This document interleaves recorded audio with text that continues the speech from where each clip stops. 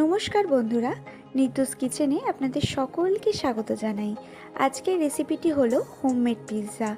উপকরণে একটি পাত্রের মধ্যে পরিমাণ মতন ময়দা নিয়ে স্বাদ মতন নুন, চিনি ও ইস্ট দিয়েছি। এটি অ্যাক্টিভ ইস্ট, আপনারা বাজারে সহজেই পেয়ে যাবেন।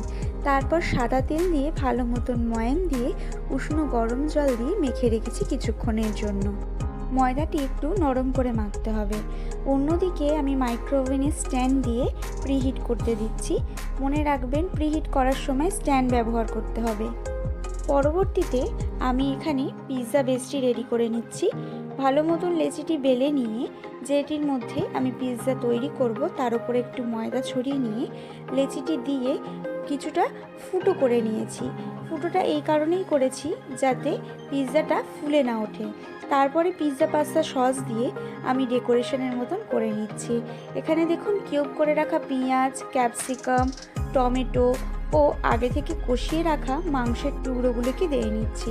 মাংসের টুকরোটা আমি শুধুমাত্র নুন আর একটুখানি হলুদ দিয়ে কষিয়েছি। তারপরে ওপর থেকে পরিমাণ মতন চিজ দিয়ে চিলি ফ্লেক্স ও অরিগ্যানো দিয়ে আমি মাইক্রোওভেনে দিয়ে দিয়েছি। দেখুন, কনভেকশন মোডে গিয়ে আমি 180 ডিগ্রিতে 12 মিনিটের জন্য পিৎজাটাকে বেক করতে দিয়েছি। বেক হয়ে যাওয়ার পর রেডি হোমমেড পিৎজা। আমার এই রেসিপিটি পছন্দ হলে like, comment, share and subscribe